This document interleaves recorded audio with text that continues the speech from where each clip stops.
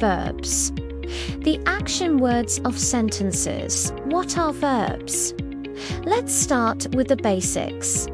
What is a verb? Yeah, I thought you might ask that. Verbs are words that describe actions, whether physical or mental. Verbs also describe a state of being, like the verbs be, become, or exist. Here's an example. Salah ran across the field, kicked the ball, and scored a goal. In this sentence, the verb ran describes the action of running. The verb kicked describes the action of kicking. And the verb scored describes the action of scoring. Notice how the sentence would not make sense if we removed the verbs.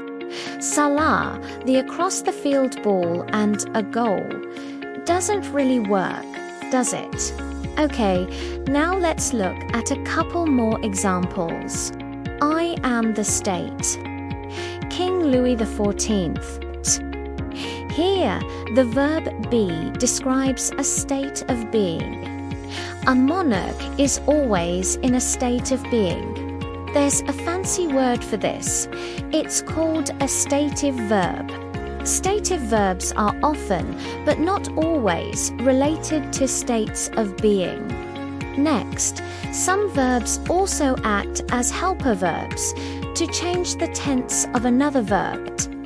Helper verbs are formally known as auxiliary verbs, but we call them helping verbs because they help other verbs.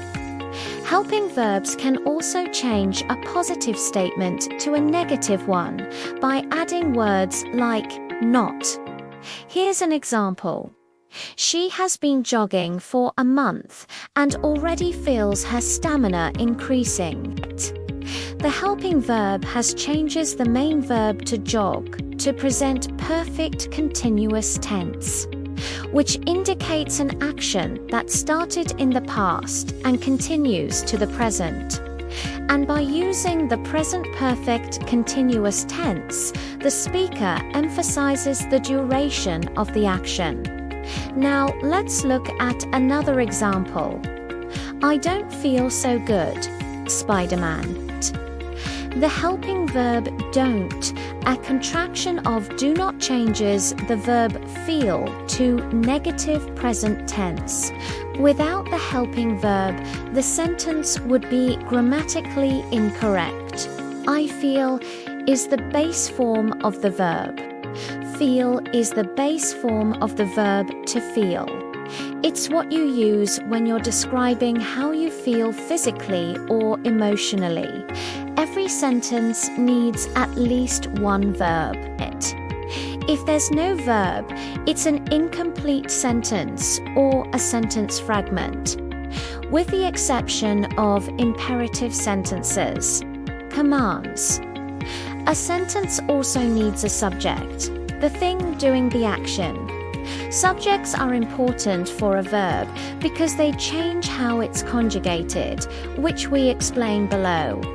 This is especially true for the most common verb, be. When talking about yourself, you might say, I am, but when talking about someone else, you might say, he is or she is. When you're talking about multiple people, you might say, they are. You change the verb based on the subject. That is verb conjugation. There are many different types of verbs. Let's look at a few. Dynamic action verbs.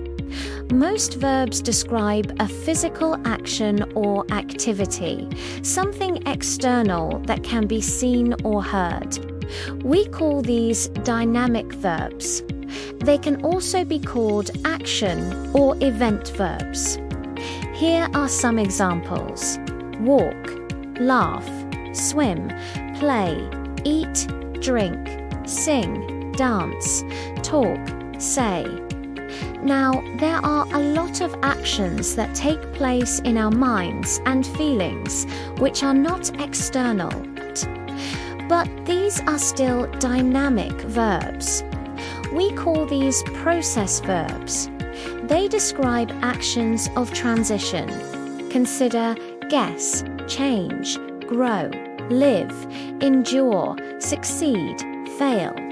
If you want to become a grammar master, subscribe to the channel.